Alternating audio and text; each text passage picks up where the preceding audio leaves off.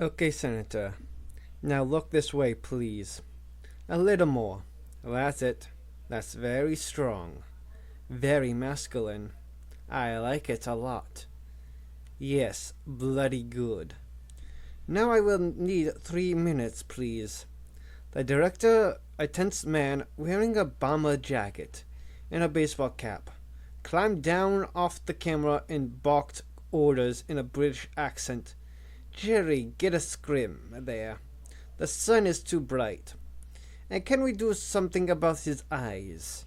I need a little fill in the eyes, please, Ellen. You see the shine on his right shoulder? Flag it, love. Pull the collar smooth. The microphone is visible on his tie, and I can't see the gray in his hair. Bring it up, and straighten out the carpeting on the ground so he doesn't trip when he walks. People, please come on now. We're losing our lovely light. Connor and I were standing to one side, with a cute production assistant named Debbie, who held a clipboard across her breast and said meaningfully, "The director is Edgar Lynn." Should we recognize that name? Connor said. He's the most expensive and most sought-after commercial director in the world. He is a great artist. Edgar did the Fantastic Apple 1984 commercial. And lots of others. And he has directed famous movies too. Edgar is just the best, she paused. And not too crazy, really. Across from the camera, Senator John Morton stood patiently while four people fussed with his tie, his jacket, his hair, his makeup. Morton was wearing a suit. He was standing under a tree, with the rolling golf course and the skyscrapers of Beverly Hills in the background. The production crew had laid down a strip of carpet for him to walk on as he approached the camera. I said, "And how is the senator?" Debbie nodded. "Pretty good.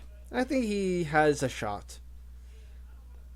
Connor said, "You mean a chance for the presidency?" "Yeah, especially if Edgar can do his magic. I mean, let's face it, Senator Morton is not exactly Mel Gibson. You know what I mean. He's got a big nose and he's a little bald. And those freckles are a problem, because they photograph so prominently. They distract you from his eyes, and the eyes are what sells a candidate." "The eyes," Connor said. "Oh yeah. People get elected on their eyes," she shrugged, as if it was common knowledge. "But if the senator puts himself in Edgar's hands, Edgar is a great artist. He can make it happen." Edgar Lynn walked past us, huddled with the cameraman. "Christ, clean up the luggage under his eyes," Lynn said, "and get the chin. Firm that chin, with a hard inky low and up." "Okay," the cameraman said. The production assistant excused herself, and we waited, watching Senator Morton was still some distance away, being walked over by the makeup and wardrobe people. "Mr. Connor, Mr. Smith," I turned. A young man in a blue pinstripe suit was standing beside us. He looked like a Senate staffer. Well, turned out attentive, polite. "I'm Bob Woodson, with the senator's office. Thank you for coming." "You're welcome," Connor said. "I know the senator is eager to talk to you," Woodson said. "I'm sorry, this seems to be running a little late. We were supposed to finish shooting by 1. He glanced at his watch. "Now I guess it may be quite a while. But I know the senator wants to talk to you," Connor said. "Do you know what about?" Someone shouted, one through for sound and camera, please." The cluster around Senator Morton vanished, and Woodson turned his attention to the camera. Edgar Lynn was back, looking through the lens. There still isn't enough gray, Ellen. You would have to add gray to it here. It isn't reading now. Woodson said, I hope he doesn't make him look too old. Debbie, the production assistant, said, It's just for the shot. It isn't reading for the shot. So we added some gray. See, Ellen? It's just putting it at the temples. That'll make him distinguished. I don't want him old, especially when he's tired. He sometimes looks old. Don't worry, the assistant said. All right now, Lynn said. That's enough for now. Senator, shall we try and run through? Senator Morton said, Where does this begin? Line. A script girl said, Perhaps like me. Morton said, Then we've already done the first part. Edgar Lynn said, That's right, love. We start here with your turn to the camera, and you give us a very strong, very direct masculine look, and begin perhaps like me. Right? Okay, Morton said. Remember, think masculine. Think strong. Think in control. Morton said, Can we shoot it?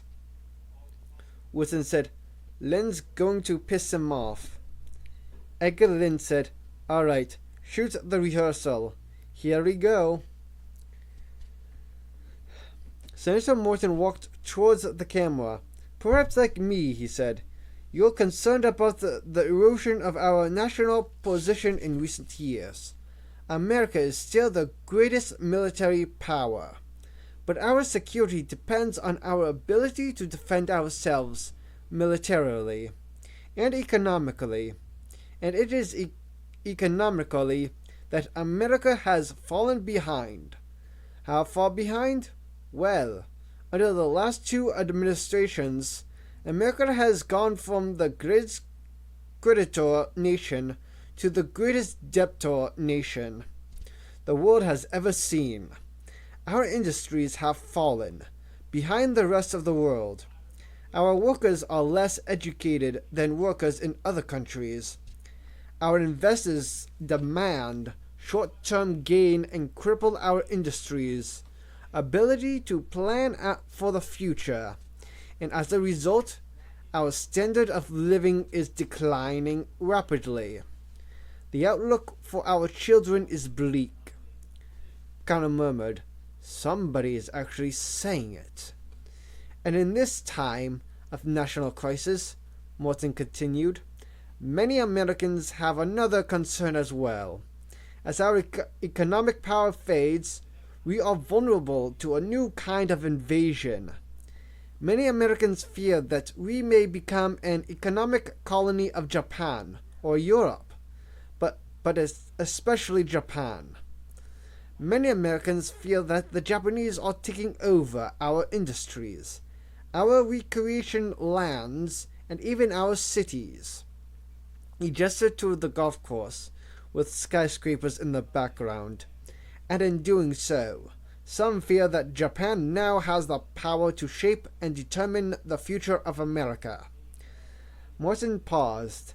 Beneath the tree, he gave the appearance of thinking. How justified are these fears for the American future?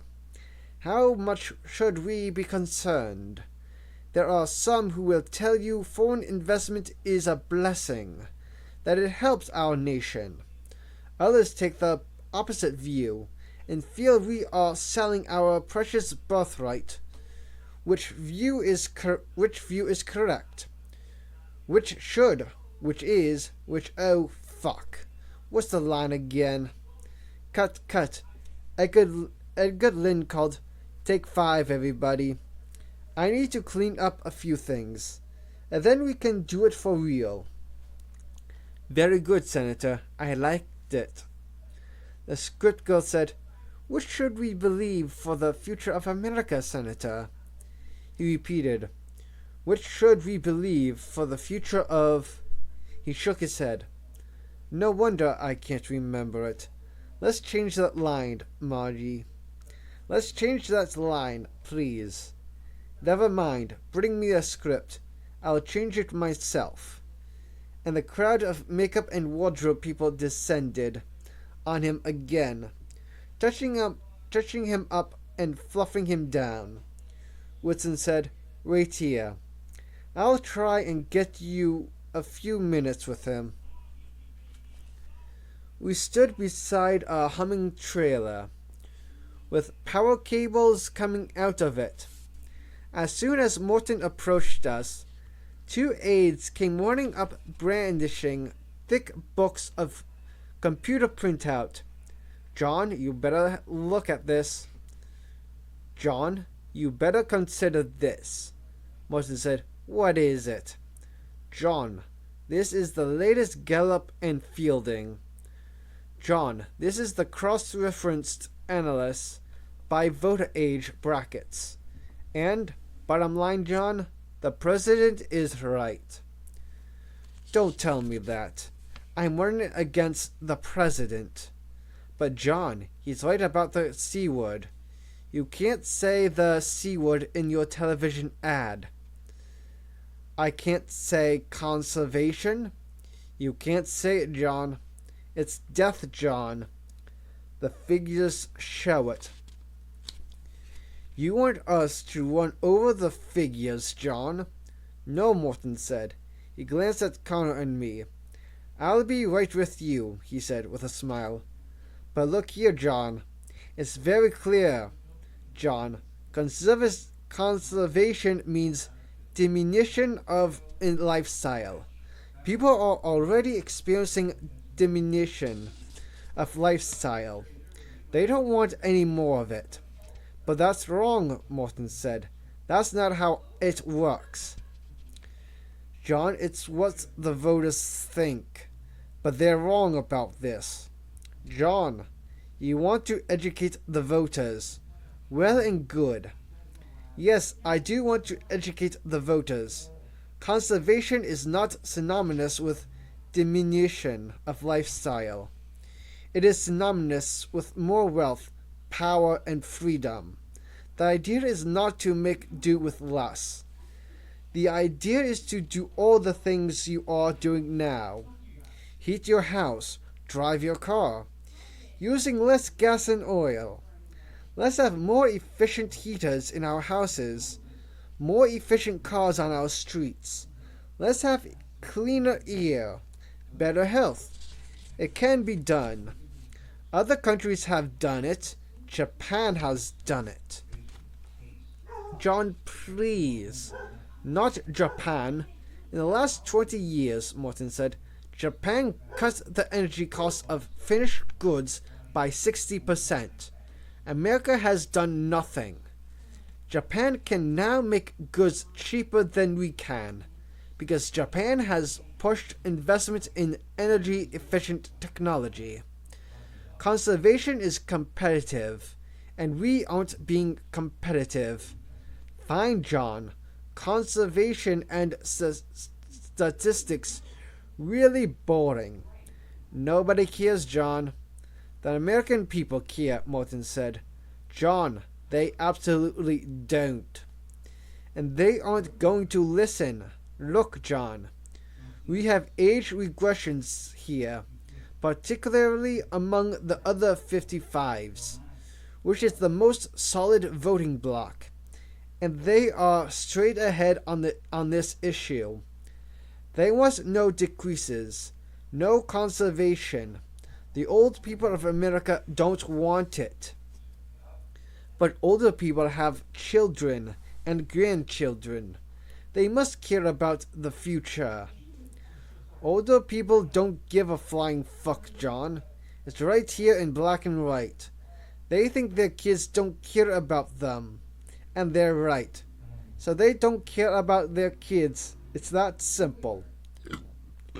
But certainly the children don't vote, John. Please, John, listen to us. No conservation, John. Competitiveness, yes.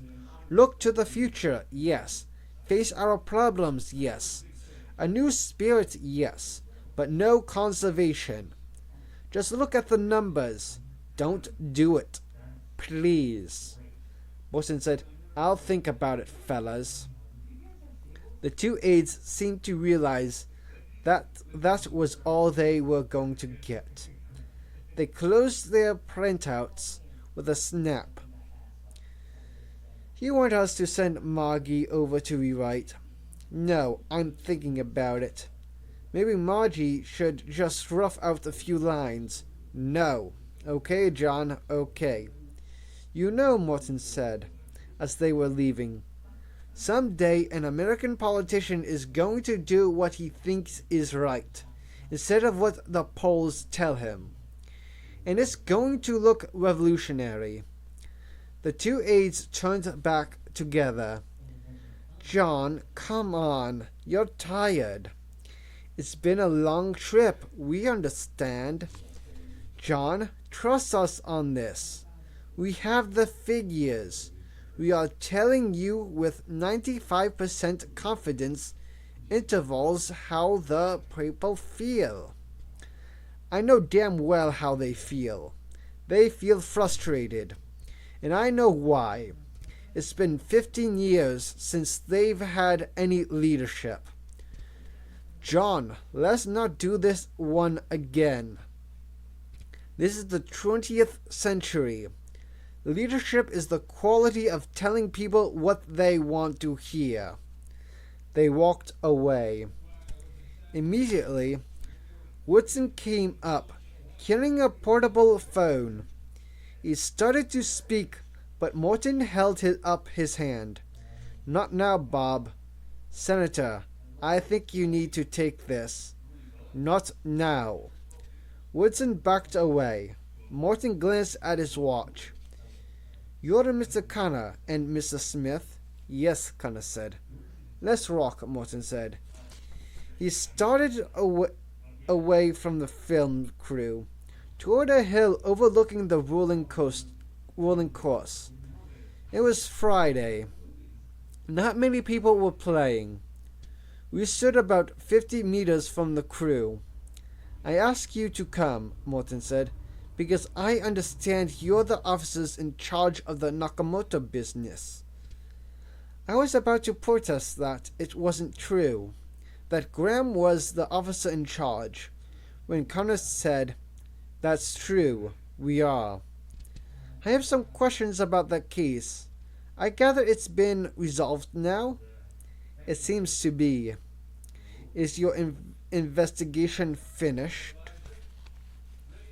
For all practical purposes, yes, Connor said. The investigation is concluded. Morton nodded. I'm told you officers are particularly knowledgeable about the Japanese community. Is that right? One of you has even lived in Japan. Connor gave a slight bow. You were the one playing golf with Hanada in Osaka today, Morton said. You're well informed. I spoke with Mr. Hanada this morning. We have had contact in the past on other matters. Morton turned abruptly and said, My question is this. Is the Nakamoto business related to Microcon? How do you mean? Connor said. The sale of Microcon to the Japanese has come before the Senate Finance Committee, which I chair. We've been asked for a recommendation by staff from the Committee on Science and Technology, which must actually authorize the sale. As you know, the sale is controversial. In the past, I have gone on record as opposing the sale, for a variety of reasons. You are familiar with all this? Yes, Connor said. I still have problems about it, Morton said. Microcon's advanced technology was developed in part with American taxpayer money. I'm outraged that our taxpayers should pay for research that is being sold to the Japanese, who will then use it to compete against our own companies. I feel strongly we should be protecting American capacity in high-tech areas. I feel we should be protecting our intellectual resources. I feel we should be limiting foreign investment in our corporations and our universities. But I seem to be alone in this. I can't find support in the Senate or in industry. Commerce won't help me. The trade reps worried it'll upset the rice negotiations. Rice. Even the Pentagon is against me on this.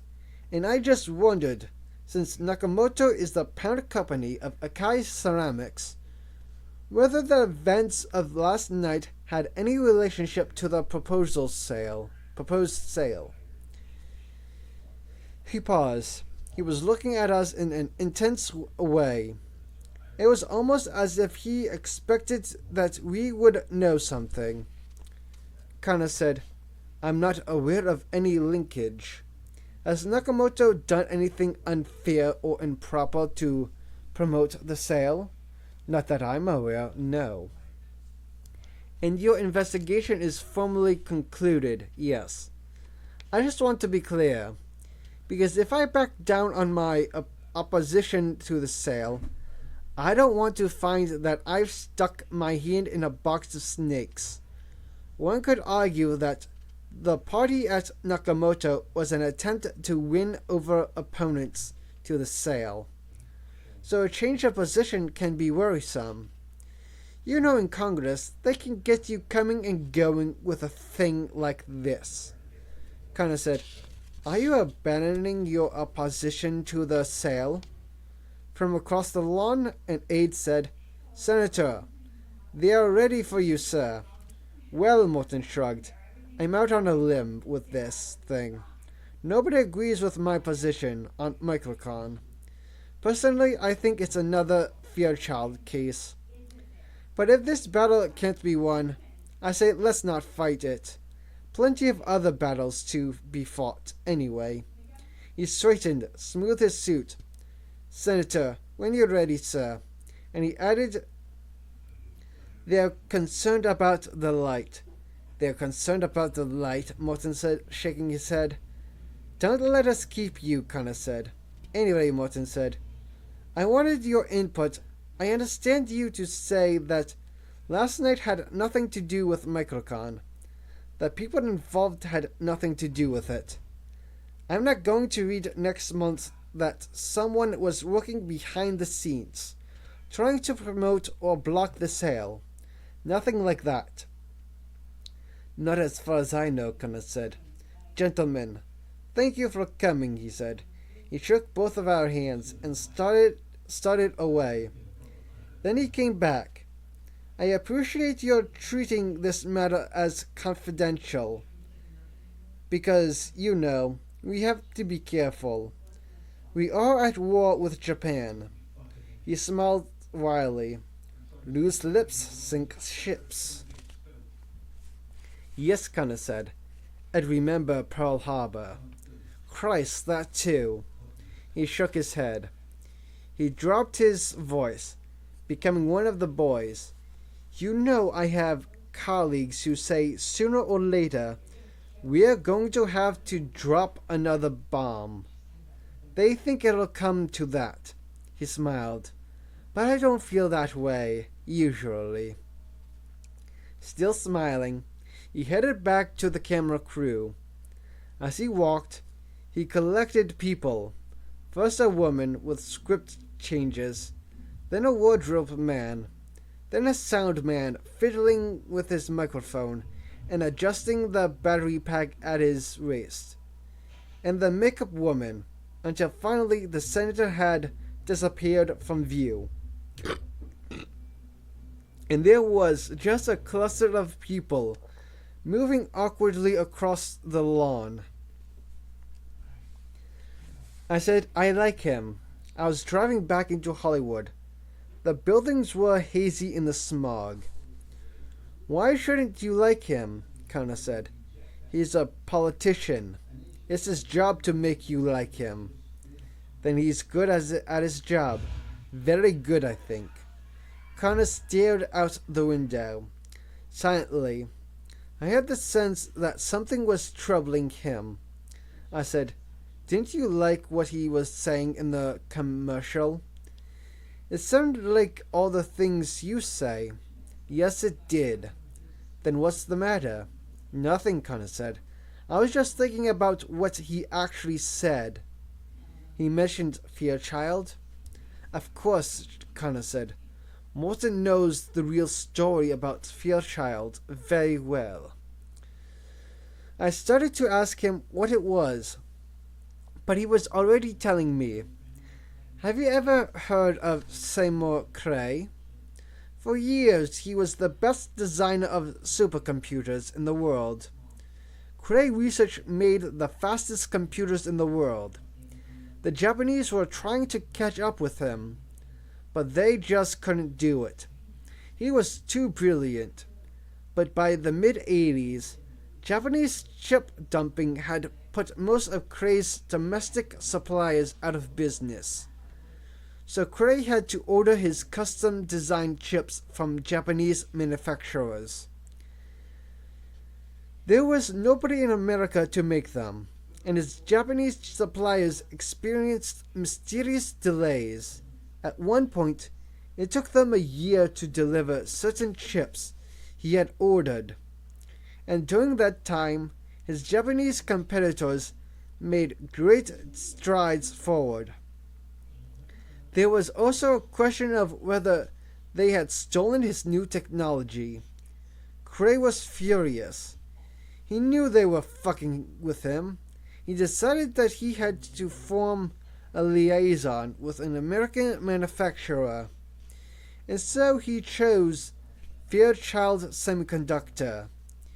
Even though the company was financially weak, far from the best, but Cray couldn't trust the Japanese anymore. He had to make do with Fairchild. So now Fairchild was making his next generation of custom chips for him. And then he learned that Fairchild was going to be sold to Fujitsu, his big competitor. It was concerned about situations like that, and the national security implications that led Congress to block the sale to Fujitsu. And then, well, blocking the sale didn't solve Fairchild's financial problems. The company was still in trouble, and it eventually had to be sold. There was a rumor it was going to be bought by Bull, a French company that didn't compete in supercomputers. That sale might have been permitted by Congress, but in the end, Fairchild was sold to an American company. And Microcon is another Fairchild?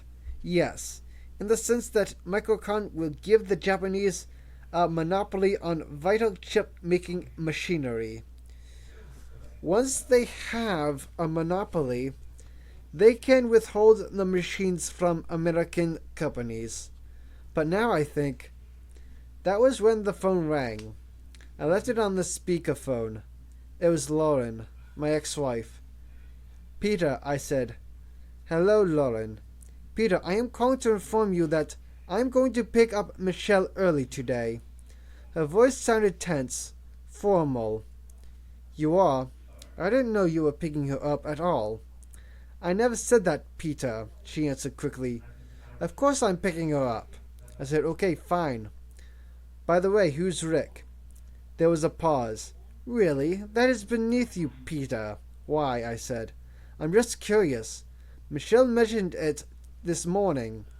She said he has a black Mercedes. Is he the new boyfriend?" "Peter, I hardly think that is on the same level." I said, "The same level as what?" "Let's not play games," she said. "This is difficult enough. I'm calling to tell you I have to pick up Michelle early because I'm taking her to the doctor." "Why? She's over her cold." "I'm taking her for an examination, Peter." For what?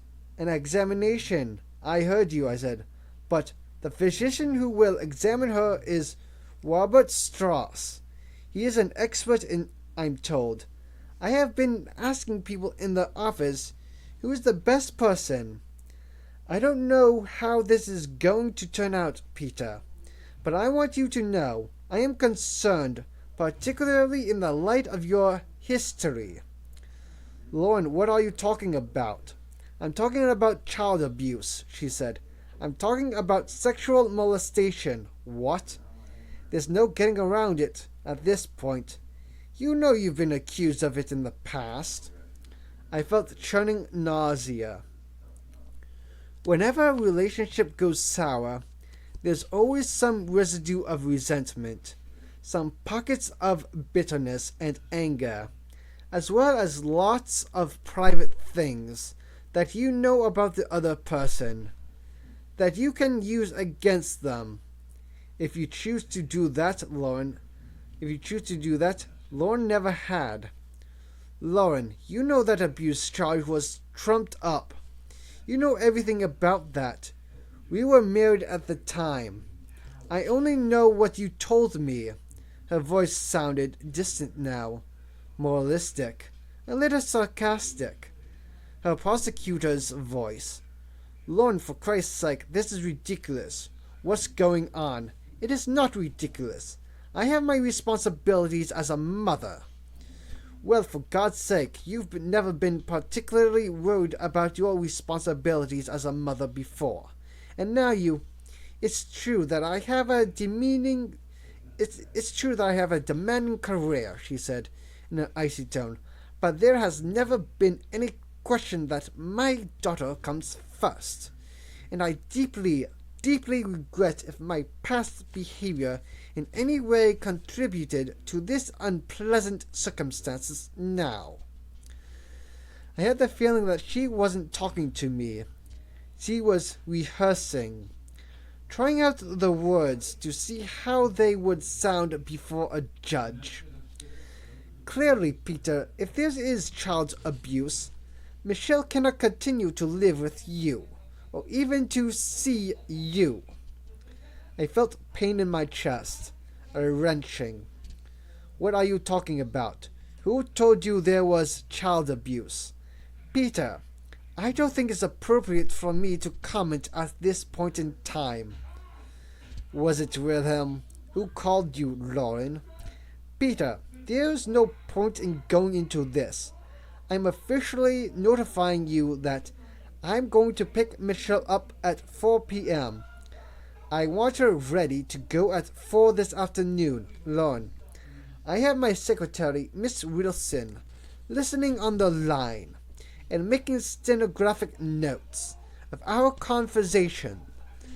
I'm giving you formal notice of my intentions to pick up my daughter and take her for a physical examination. Do you have any questions about my decision? No. 4 o'clock then. Thank you for your cooperation. And let me add on a personal note. Peter, I'm truly sorry that it has to come to this. And she hung up.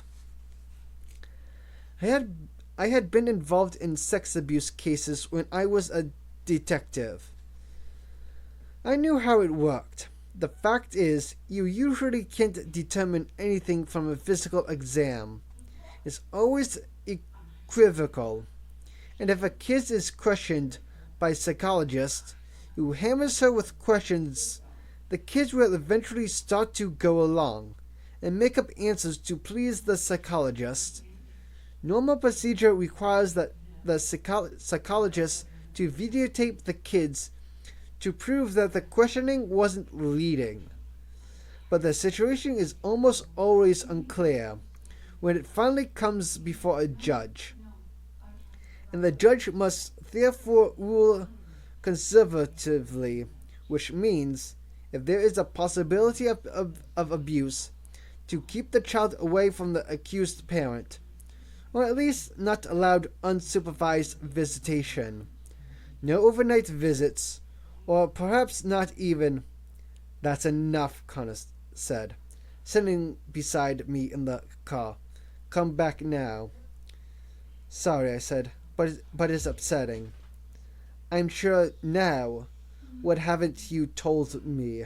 About what? The molestation charge. Nothing, there's nothing to it. Go high, he said quietly. I can't help you if you won't tell me. It had nothing to do with sexual molestation, I said.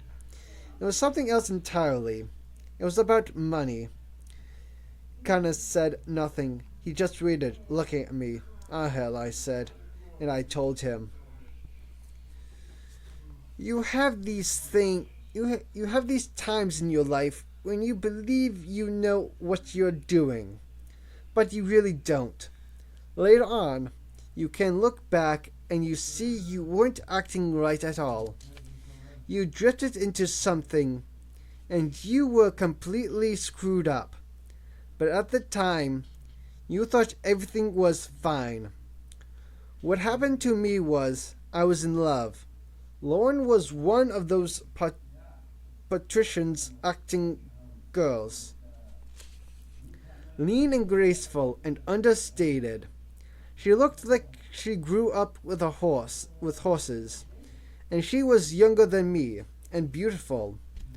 I always knew it wouldn't work between us, but I was trying to make it work anyway. We had gotten married and had begun living together, and she was starting to be dissatisfied. Dissatisfied with my apartment, where it was located, how much money we had, all of that. She was throwing up, which didn't help. She had crackers in the car, crackers by the bed, crackers everywhere. She was so miserable and so unhappy that I tried to please her in little ways. Get her things, bring her things, cook her meals, do little domestic things. It wasn't my usual way, but I was in love. I was drifting into this habit of pleasing her, trying to please her. And there was constant pressure. More this, more that, more money, more. We also had a specific problem. Her health insurance through the DA's office didn't cover pregnancy, and neither did mine. After we got married, we couldn't get coverage in time to pay for the baby. It was going to cost $8,000, and we had to come up with it. Neither of us had the money. Lauren's father was a doctor in Virginia, but she didn't want to ask him for the money because he disapproved of her marrying me in the first place. My family doesn't have any money, so there wasn't any money. She worked for the DA. I worked for the department.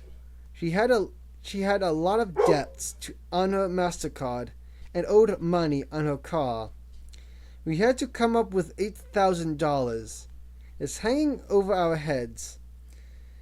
How we are going to do this, and it gets to be an unspoken thing, at least for her, that I should handle it. So one night in August, I'm out on a domestic violence call in Ladera Heights. Hispanic couple. They've been drinking and going at it pretty good. She's got a split lip and he's got a black eye. And their kid's screaming in the next room. But pretty soon we calm them down. And we can see that nobody is seriously injured. So we're about to leave. And the wife sees we're about to leave. At that point, she starts yelling that the husband has been fooling with the daughter, physically abusing the daughter. When the husband hears this, he looks really pissed, and I think it's bullshit. The wife is just doing something to harass him, but the wife insists we check the daughter. So I go into the kid's room, and the kid is about 9 months old and screaming. red in the face, and I pull the covers back to check for bruises. And there I see a killer of white brick under the covers with the kid. So, I don't know. It's one of those situations. They're married, so she'd have to testify against her husband. There's no probable cause. The search is invalid. On and on. If he's got a halfway decent lawyer, he can beat this no problem. So I go out and call the guy in. I know I can't do anything. All I'm thinking is that if this kid ever got this brick in her mouth, chewed on it, it would kill her. I want to talk to him about that. I figure I'll fuck him over a little. Scare him a little. So now it's him and me in the kids' room. The wife is still out in the living room with my partner, and suddenly the guy pulls out an envelope 2 centimeters thick. He cracks it open. I see $100 bills, an inch thick of $100 bills, and he says, "Thanks for your help, officer." There's got to be $10,000 in that envelope. Maybe more. I don't know. The guy holds out the envelope and looks at me, expecting me to take it. I say something lame about how it's dangerous to hide shit in a kid's bed. Right away, the guy picks up the brick, puts it on the floor, kicks it out of sight under the bed. Then he says, "You are right. Thank you, officer. I would hate something happens to my daughter." And he holds out the envelope. So, everything is in turmoil. The wife is outside screaming at my partner. The kid is in here screaming at us. The guy is holding the envelope. He smiles and nods. Like, go ahead and take it. It's yours. And I don't know what I thought. Next thing I know, I'm out in the living room and I say, everything is fine with the kid. And now the woman starts to scream in her drunken way that I abused her child. Now it's me, not the husband. And that I am in a conspiracy with the husband. That we are both child abusers. My partner figures she's crazy drunk, and we leave, and that's it. My partner says, "You were in that room a while," and I say, "I had to check the kid." And that's it. Except the next day, she comes in and makes a formal complaint that I abused her child. She's hungover and she has a record, but even so, it's a serious charge. And it goes through the system as far as the preliminary, where it gets thrown out as entirely without merit. That's it. That's what happened. That's the whole story. And the money, Connor said. I went to Vegas for the weekend. I won big. I paid taxes on $13,000 in unearned income that year. Whose idea was that? Lauren. She told me how to handle it. So she knows what happened. Sure. And the department's investigation. Did the preliminary board issue a report? I don't think it got that far. They just heard it orally and dismissed it. There's probably a notation in the file, but not an actual report. All right, Connor said. Now tell me the rest. So I told him about Ken Schubeck and the Times and the Weasel. Connor listened silently, frowning. As I talked, he began to suck air through his teeth, which was the Japanese way of expressing disapproval. Kurhai, he said, when I finished, you are making my life extremely difficult, and certainly you make me appear foolish when I should not. Why didn't you tell me this earlier? Because it has nothing to do with you. Go high. He was shaking his head. Kohai. I was thinking about my daughter again. About the possibility, just the possibility, that I would not be able to see her. That I would not be able to... Look, Kana said. I told you it could be unpleasant. Take my word for it. It can get much more unpleasant than this. This is only the beginning. It can get nasty. We must proceed quickly and try to wrap everything up. I thought everything was wrapped up. Kana sighed and shook his head. It's not, he said. And now we must resolve everything before you meet your wife at 4 o'clock. So let's make sure we are done by then.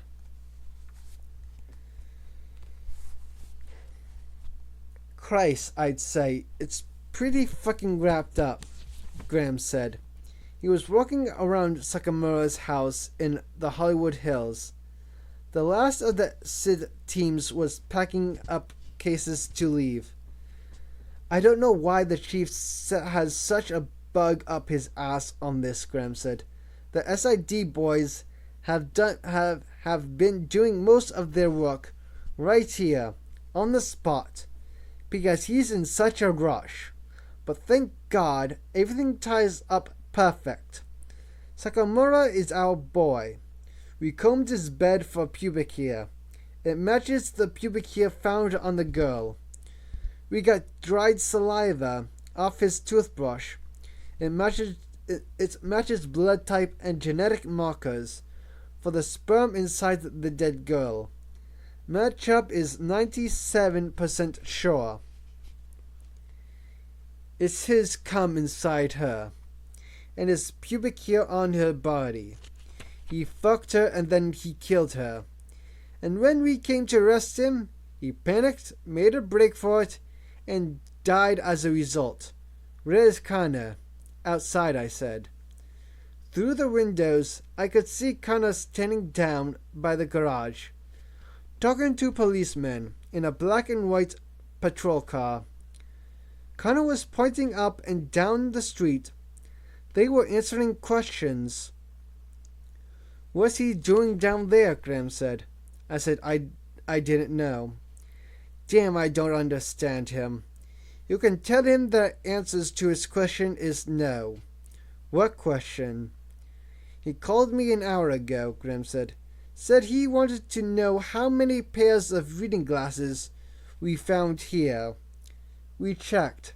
The answer is no reading glasses. Lots of sunglasses. Couple of pairs of women's sunglasses. But that's it. I don't know why he cared. Strange man, isn't he? What the hell is he doing now? We watched as Kana paced back and forth around the squad car, then pointed up and down the road again. One man was in the car talking on the radio. Do you understand him? Graham said. No, I don't. He's probably trying to track down the girls, Graham said. Christ, I wish we had gotten the ID on that redhead, especially now. It's turned out this way. She must have fucked him too. We could have gotten some sperm from her and made an exact match with all the factors. And I looked like a horse's ass, letting the girls get away.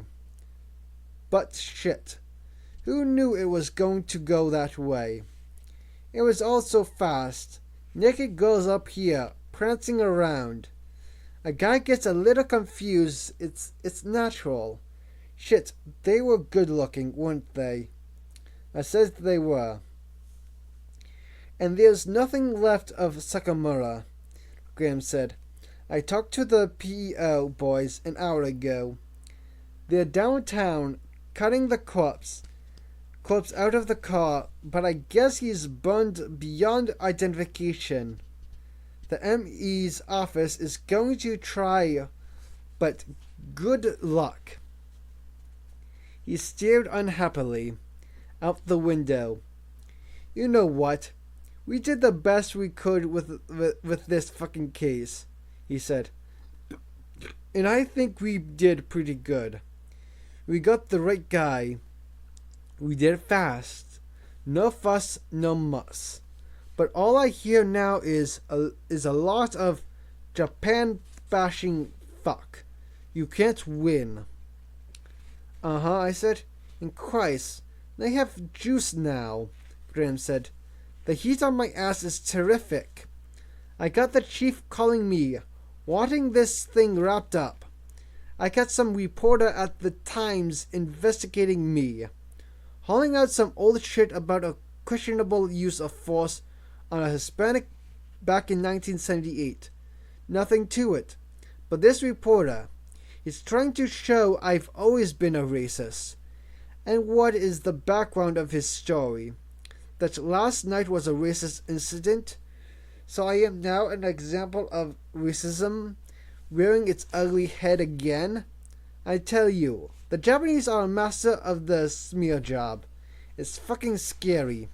I know, I said. They getting to you too? I nodded. For what? Child abuse? Christ, Graham said. And you got a daughter, yes? Doesn't it piss you off? Innuendo and smear tactics? PT-san? Nothing to do with reality. But try and tell that to a reporter. Who is it? I asked. The reporter talking to you. Linda Jensen, I think she said. I nodded. Linda Jensen was the Weasel's protege. Somebody once said that Linda didn't fuck her way to the top. She fucked other people's reputations to the top. She had been a gossip columnist in Washington before graduating to the big times in Los Angeles. I don't know, Graham said, shifting his book. Personally, I think it's not worth it. They're turning this country into another Japan. You've already got people afraid to speak, afraid to say anything against them. People just won't talk about what's happening. It would help if the government passed a few laws. Graham laughed. The government. They own the government. You know what they spend in Washington every year? $400 million fucking dollars a year. That's enough to pay the campaign costs of everybody in the United States Senate and the House of Representatives. That is a lot of fucking money. Now you tell me, would they spend all that money year after year if it wasn't paying off for them? Of course they wouldn't. Shit, the end of America, buddy. Hey, looks like your boss wants you. I looked out the window. Connor was waving to me. I said, I better go. Good luck, Graham said. Listen, I may take a couple of weeks off. Yeah, when? Maybe later today, Graham said. The chief mentioned it.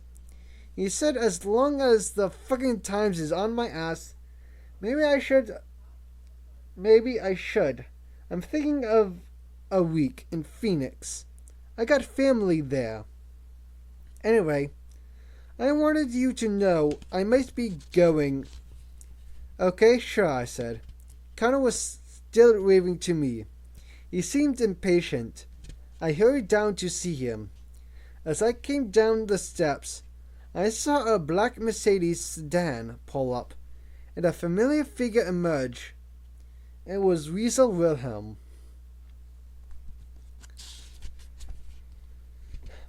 By the time I got down there, the Weasel had his notepad and tape recorder out. A cigarette hung from the corner of his mouth. Lieutenant Smith, he said, I wonder if I could talk to you. I'm pretty busy, I said. Come on, Connor called to me. Time's racing. He was holding the door open for me. I started toward Connor. The Weasel fell in step with me. He held a tiny black microphone towards my face. I'm tapping. I hope you don't mind. After the Malcolm case, We have to be extra careful. I wonder if you would comment on racial slurs against allegedly made by your associate, Detective Graham, during last night's Nakamoto investigation. No, I said. I kept walking.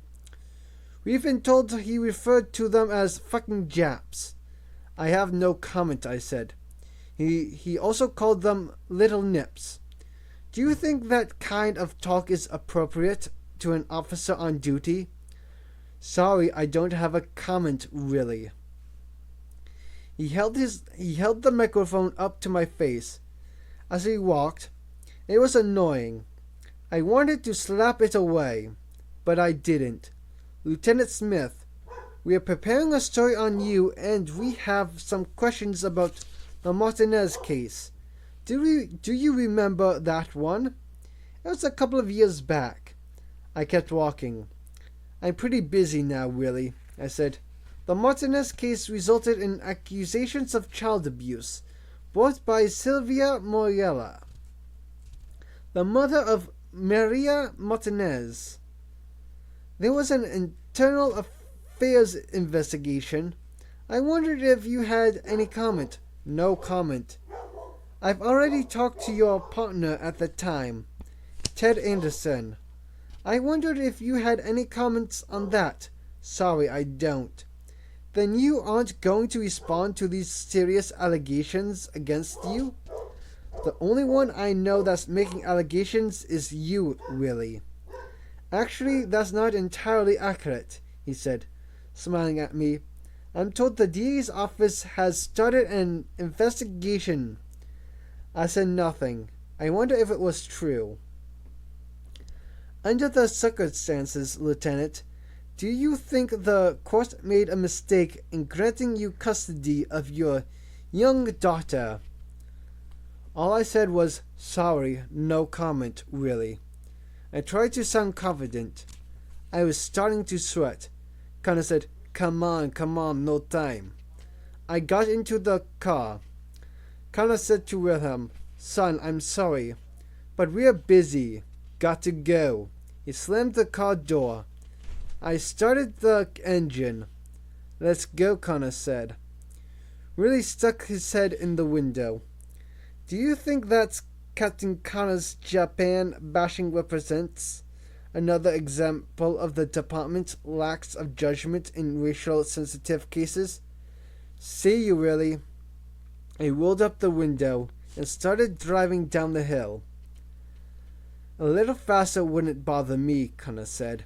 Sure, I said. I stepped on the gas. In the rearview mirror, I saw the Weasel running for his Mercedes. I took the turn faster, tires squealing. How did that lowlife know where to find us? He monitoring the radio? We haven't been on the radio, Connor said. You know I'm careful about the radio. But maybe the patrol car phoned in something when we arrived. Maybe we have a bug in this car. Maybe he just figured we'd turn up here. He's a scumbag, and he's connected to the Japanese. He's their plant at the Times. Usually the Japanese are a little more classy about who they associate with.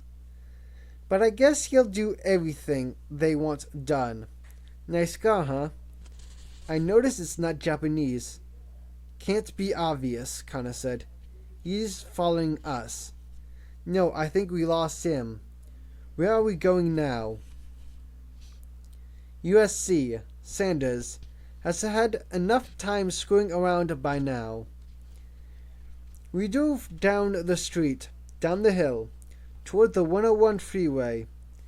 By the way, I said, what was all that about the reading glasses? Just a small point to be verified. No reading glasses were found, right? Right, just sunglasses. That's what I thought, Connor said. And Graham says he's leaving town today. He's going to Phoenix. Uh-huh. He looked at me. You want to leave town too? No, I said. Okay, Connor said. I got down the hill and onto the 101, going south. In the old days, it would be 10 minutes to USC. Now it was more like 30 minutes, especially now, right at midday. But there weren't any fast times anymore. Traffic was always bad. Smog was always bad. I drove through haze. You think I'm being foolish, I said. You think I should pick up my kid and run too. It's one way to handle it, he sighed. The Japanese are masters of indirect action. It's their instinctual way to proceed. If someone in Japan is unhappy with you, they never tell you to your face. They tell your friend, your associate, your boss, in such a way that the word gets back. The Japanese have all these ways of indirect communications. That's why they socialize so much, play so much golf, go drinking in karaoke bars.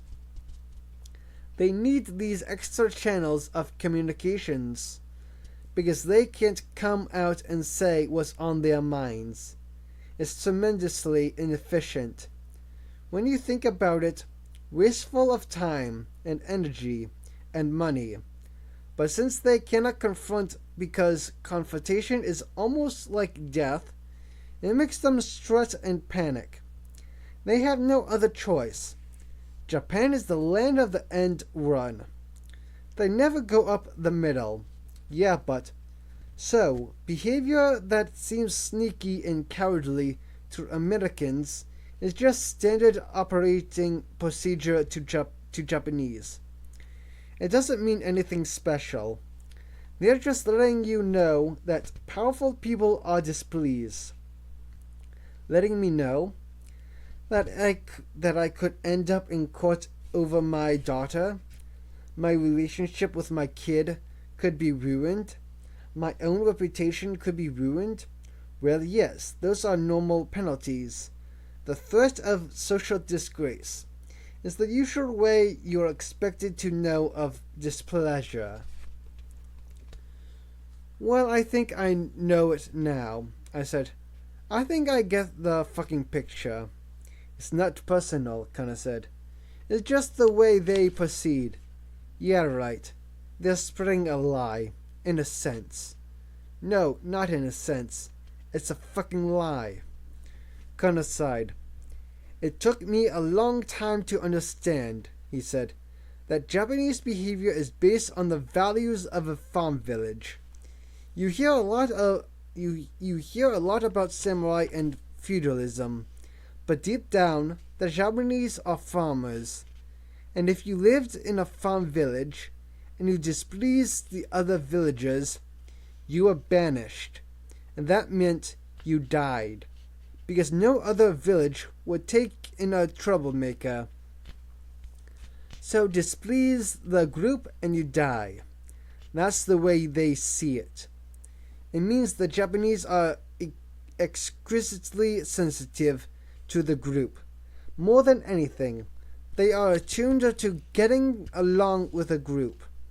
It means not standing out, not taking a chance, not being too individualistic. It also means not necessarily insisting on the truth. The Japanese have very little faith in truth. It strikes them as cold and abstract. It's like a mother whose son is accused of a crime. She doesn't care much about the truth. She cares more about her son.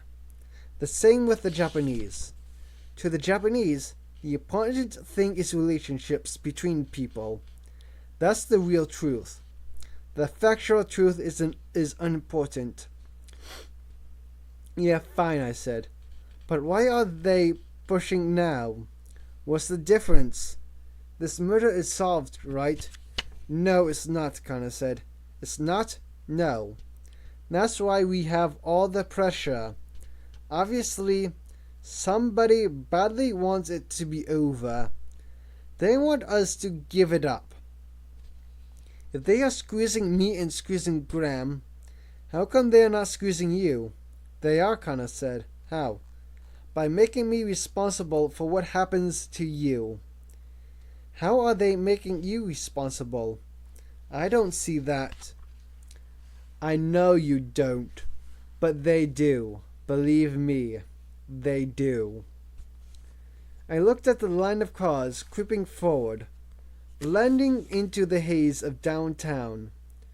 We passed electronic billboards for Hitachi, #1 computers in America, for Canon, America's copy leader, and Honda, #1 rated car in America. Like most of the new Japanese ads, they were bright enough to run in the daytime. The billboards cost $30,000 a day to rent. Most American companies couldn't afford them, Connor said. The point is the Japanese know they can make it very uncomfortable. By raising the dust around you, they are telling me, handle it. Because they think I can get this thing done. Finish it off. Can you? Sure. You want to finish it off now? Then we go have a beer and enjoy some Japanese truth. Or do you want to get to the bottom of why Cheryl Austin was killed? I want to get to the bottom. Me too, Kana said. So let's do it, Kohai. I think Sander's lab will have interesting information for us. The tapes are the key now. Philip Sanders was spinning like a top. The lab is shut down, he said. He threw up his hands in frustration. And there's nothing I can do about it. Nothing. Connor said. When did it happen? An hour ago. Buildings and grounds came by and told everybody in the lab to leave. And they locked it up. Just like that. There's a big padlock on the front door now. I said, and the reason was? A report that structural weakness is in the ceiling has made the basement unsafe and will invalidate the university's insurance. If the skating rink comes crashing down on us, some talk about how student safety comes first. Anyway, they closed the lab, pending an investigation and report by a structural engineer. And when will that happen? He gestured to the phone. I'm waiting to hear. Maybe sometime next week. Maybe not until next month. Next month? Yeah, exactly. Sanders ran his hand through his wild hair. I went all the way to the den on this one. But the dean's office doesn't know. It's coming from high up in the university. Up where the Board of Governors knows which donors, who made contributions in multi-million-dollar chunks. The order came from the highest levels. Sanders laughed. These days it doesn't leave much mystery. I said, meaning what? You realize Japan is deeply into the structure of American universities, particularly in technical departments. It's happened everywhere. Japanese companies now endow 25 professional professorships at MIT, far more than any other nation, because they know after all the bullshit stops that they can innovate as well as we can. Since they need innovation, they do the obvious thing. They buy it. From American universities. Sure, listen, at the University of California, at Irvine, there's 2 floors of a research building that you can't get into unless you have a Japanese passport. They're doing research for Hitachi there. An American university closed to Americans. Sanders swung around, waving his arms. And around here, if nothing happens that they don't like, it's just a phone call from somebody to the president of the university. And what can he do? He can't afford to piss the Japanese off. So whatever they want, they get. And if they want the lab closed, it's closed. I said, what about the tapes? Everything is locked in there. They made us leave everything. Really? They were in a hell of a rush. It was Gestapo stuff, pushing and prodding us to get out. You can't imagine the panic at an American university if it thinks it may lose some funding. He sighed. I don't know. Maybe Teresa managed to take some tapes with her. You could ask her. Where is she? I think she went ice skating. I frowned. Ice skating? That's what she said she was going to do. So you could check over there. And he looked right at Kana in a particularly meaningful way. Teresa Asakuma wasn't ice skating. There were 30 little kids in the rink, with a young teacher trying in vain to control them. They looked like fourth graders. Their laughter and yells echoed in the high ceiling of the rink. The building was almost deserted, the bleachers empty. A handful of fraternity boys sat up in one corner, looking down and punching each other on the shoulder. On our side, up high, near the ceiling, a janitor mopped. A couple of adults who looked like parents stood at the railing down near the ice. Opposite us, a man was reading a newspaper. I didn't see Teresa Asakuma anywhere.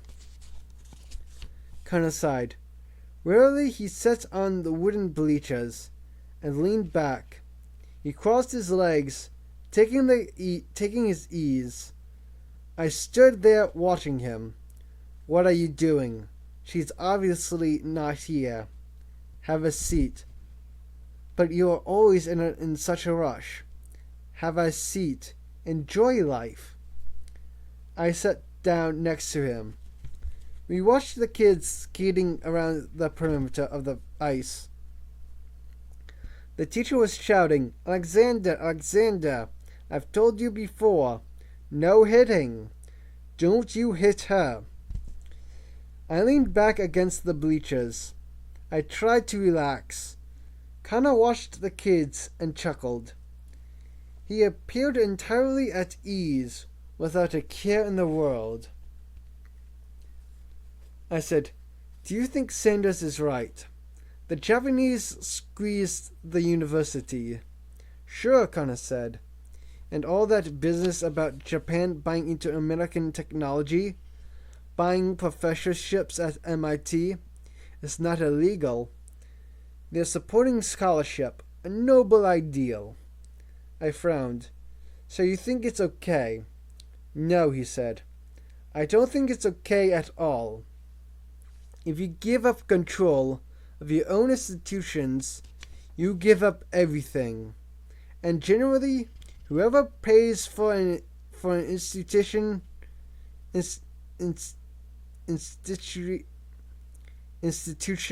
controls it. If the Japanese are willing to put up the money, and if the American government and American industry aren't, then the Japanese will control American education. You know they already own 10 American colleges. Own them outright. Bought them for the training of their young people, so that they can be assured of the ability to send young Japanese to America. But they already can do that. Lots of Japanese go to American universities. Yes, but as usual, the Japanese are planning ahead. They know in the future it may get tougher. They know that sooner or later there will be a backlash, no matter how diplomatically they play it. And they are in the acquisition phase now. So they are playing it very diplomatically, because the fact is, Countries don't like to be dominated. They don't like to be occupied, economically or militarily. And the Japanese figure someday the Americans will wake up. I watched the kids skating up in the rink. I listened to their laughter. I thought of my daughter. I thought of the 4 o'clock meeting. I said, "Why are we sitting here?" "Because," he said. So we sat there. The teacher was rounding the kids up now, leading them off the ice. Skates off here, please. That means you too, Alexander. Alexander. You know, Connor said, if you wanted to buy a Japanese company, you couldn't do it. The people in the company would consider it shameful to be taken over by foreigners. It would be a disgrace. They would never allow it. I thought you could. I thought the Japanese had liberalized their rules. Kana smiled. Technically, yes. Technically, you can buy a Japanese company. But as a practical matter, you can't. Because if you want to take over a company, you first have to approach its bank and get the agreement of the bank. And that's what is necessary in order to proceed. And the bank doesn't agree. I thought General Motors owns Isuzu. GM owns a third of Isuzu. Not a controlling interest. And yes, there are isolated instances, but overall, foreign investment in Japan has declined by half in the last 10 years. One company after another finds the Japanese market just too tough. They got tired of the bullshit, the hassles, the collusions, the rigged markets, the dango, the secret agreements to keep them out. They get tired of the government regulations, the runaround, and everything they give up, they just give more. Most other countries have given up. Germans, Italians, French, everybody's getting tired of trying to do business in Japan. Because no matter what they tell you, Japan is closed. A few years ago, T-Bone Pickens bought 1/4 of the stock of a Japanese company, but he couldn't get on the board of directors. Japan is closed. So what are we supposed to do? The same thing the Europeans are doing, Kana said. Reciprocity. Tit for tat. One of yours for one of mine. Everybody in the world has the same problem with Japan. It's just a question of what solution works best. The European solution is pretty direct. Works well, at least so far. On the rink, some teenage girls began to do warm-ups, and a few tentative leaps. Now the school teacher was leading her charges along the corridor past us. As she went by, she said, "Is one of you Lieutenant Smith?" "Yes, ma'am," I said. One kid said, "Do you have a gun?" The teacher said, "That woman asked me to tell you that what you're looking for is in the men's locker room." "It is," I said. The kid said, "Can I see it?" The teacher said, "You know the Oriental woman? I think she was Oriental." "Yes," Kana said. "Thank you." "I want to see the gun," another kid said. "Quiet, stupid. Don't you know anything? They're undercover." "I want to see the gun." Kana and I started walking away. The kids trailed after us, still asking to see our guns. Across the rink, the man with the newspaper looked up curiously. He watched us leave. "Nothing like an inconspicuous exit," Connor said. The men's locker room was deserted. I started going through the green metal lockers, one after another, looking for the tapes. Kinda didn't bother. I heard him call to me. Back here. He was in the rear by the showers. You found the tapes? No. He was holding open a door. We went down a flight of concrete stairs to a landing. There were two doors. One opened onto a below-grade truck entrance. The other went into a dark hallway with wooden beams. This way, Connor said. We went down this hallway, crouched over. We were underneath the rink again. We passed throbbing stainless steel machinery, and then came to a series of doors. Do you know where we are going? I said. One of the doors was ajar. He pushed it open. The room lights were out, but I could see that we were in the lab. Off in a corner, I saw a faint monitor glow. We walked toward it.